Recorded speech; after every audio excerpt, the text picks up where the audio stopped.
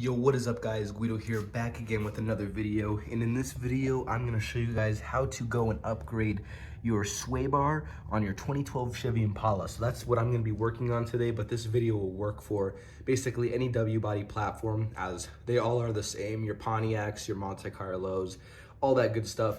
Now, basically, my rear sway bar isn't cracked, broken, bent, none of that. It's still in good condition, but I'm gonna be upgrading it with this ZZPerformance sway bar right here. Now, this is basically the stiffest and thickest sway bar they actually offer now. Once I get the old sway bar out, I can show you a little bit of a comparison and the size difference, but this is actually a full solid sway bar, whereas other sway bars and stuff that come on different cars are actually hollow. So this is gonna be way stiffer and really tighten the end of this car up. So when you're going around corners and stuff, for people that know, on front wheel drive cars, you really wanna go and actually make the rear end pretty stiff so you can kind of slide it around the corner, because it's front wheel drive, so you can kind of recorrect it with the front wheels, the power going to the front wheels.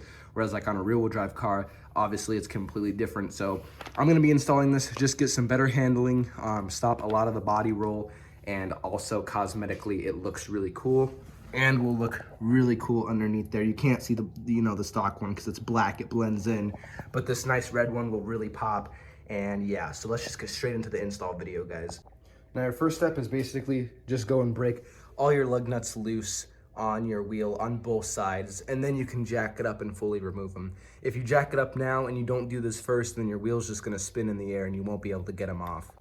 Now with the lug nuts broken, you can go and jack up the vehicle. Now with the vehicle all jacked up, completely supported on the jack stands and the jack over there, you can go and just unloosen your lug nuts and take your wheels off. So now what I'm actually gonna do, I'm just gonna unbolt the sway bar end link right here, which this bolt, that nut will come off, it'll pop out, and then this whole thing is free because it's connected on the sway bar. So then you just have to actually undo the mounts that hold the sway bar on. So as you can see, we just used our 15mm socket on our impact, broke that nut loose that's on the sway bar end link, and since it's jacked up in the air, there's no resistance, so it just pops straight out super easily. You could, I guess, unbolt it from there if you wanted to, but we're just gonna pull this whole entire sway bar out, so you don't really, need to unbolt it from there. So now what I'm gonna do, as I already showed you, got the sway bar end link out. I did this on this side and that side as well. What I'm gonna be doing now, I have my good old impact here with the 15mm deep socket on there, and I'm gonna be undoing that 15mm nut right there that holds the sway bar end link on. And there's another one on the other side, just like this. So as you can see, once you undo that nut right there, it holds it in just like this with this little bolt with that clip deal on there. And your sway bar basically goes in there like this. You just kind of lift that up and it just plops straight out just like this. It doesn't get any easier than that. Okay, so as you can see, we had the sway bar end link off. We used a 19mm socket on here from the actual sway bar here, which was in here connected to here. We actually just decided to just undo it because it's a whole lot easier with this off from here to actually get it off and stuff like this. This will get caught up and, snag on the brake line or whatnot. So it's a lot easier with this thing off to actually go and just remove this whole entire thing. Now here's the other one. I haven't taken it out of here because the reason for that, we gotta kind of fandangle it through, and I don't want it to get all scratched up. That's a tip they say, is to leave this on so it doesn't get all scratched up and stuff like that. But you can just clearly see the size difference here. This right here, look how thin and tiny this little thing is. And I don't know 100% for sure if it's solid or hollow or not, but this one is a solid one. So I mean, you guys can't really feel a weight difference. This is a little bit heavier, but you can just completely see how thick this one is. So that should make a massive difference. And also this one is adjustable. So you can see there's a hole here and a hole here. This is the softest setting and this is the stiffest setting. I'm gonna put it on the stiffest setting, of course, whereas the stock one just doesn't have any adjustment at all. So yeah, let's go ahead and get this one installed. Kind of the same thing. We're gonna hem and hoe it up in there. And then the clamps right here, this just basically just goes around it and clamps on basically how I showed you guys it coming off. So you can see with that skin off how much bigger it is compared to this tiny ass little one.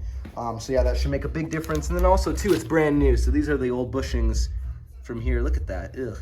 These are the brand new ones they give you. So obviously that's gonna make a big difference just in itself. So heck yeah. All right, so you can see it's all installed. We had to really hem and hoe it around there.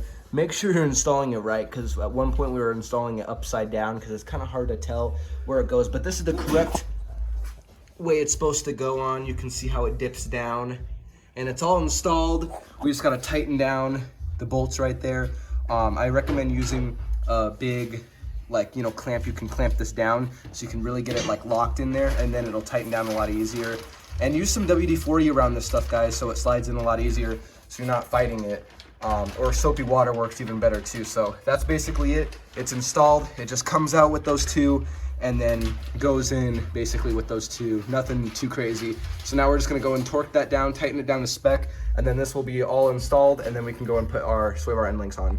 All right, so you can see it's all tightened and torqued down the way it needs to be. Now it's time to just put your sway bar end links on. Something that's nice about this, you have adjustments here. So you can put it on the softest setting or the stiffest. I'm obviously gonna do the stiffest because of course. So yeah, now you just gotta go and reinstall them. So these are obviously the new sway bar end links. Now it's pretty simple. You took the old ones off, you just gotta go and reinstall the new ones. And that is basically how you go and install a upgraded sway bar on a 2012 Chevy Impala or basically a W-Body car. I hope you guys enjoyed this video. Make sure you guys comment, like, and subscribe, and peace.